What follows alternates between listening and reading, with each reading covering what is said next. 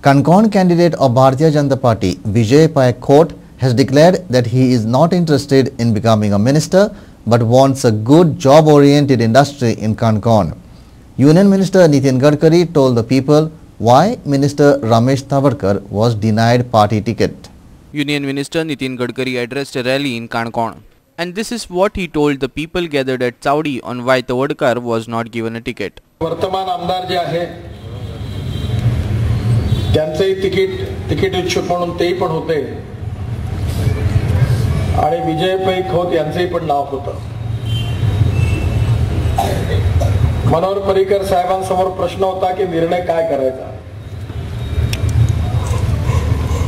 मी त्यांना सांगितलं की मी स्वतःही सर्वे करून घेतलाय सगळ्या मतदारसंघाचा. त्यांनी पण केला आणि सर्वे मध्ये असं लक्षात आलं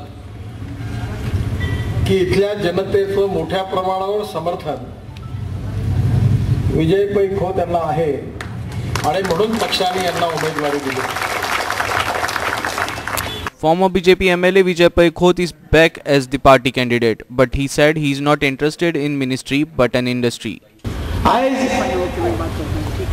तिकीट जे असा ही जातीच्या नावाचेर मागले होता. बाबांनो, जातीच्या नावाचेर जर तिकीट दिल ना जाल्यार आम्ही केप्यां सीट उडयतले, आम्ही सांग्यार सीट उडयतले, आम्ही पिरव्यार सीट उडयतले अशी धमकी भारतीय जनता पक्षात दिली होता.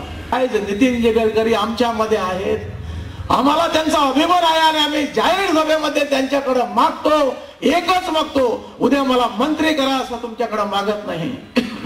भारतीय जनता पक्षाचं सरकार इकडे येऊ द्या, मी मागणार नाही मला मंत्री करा म्हणून, पण मी तुमच्याकडे मागणार या मतदारसंघामध्ये एखादी नॉन पोल्युटेड इंडस्ट्रीज आम्हाला द्या, ज्या करून आमचं कमीत कमी 4-5 हजार मुलं पुढच्या 5 वर्षामध्ये कुठं नोकरीला लागू द्या. A reporter Ramdas Pujari in Kankon.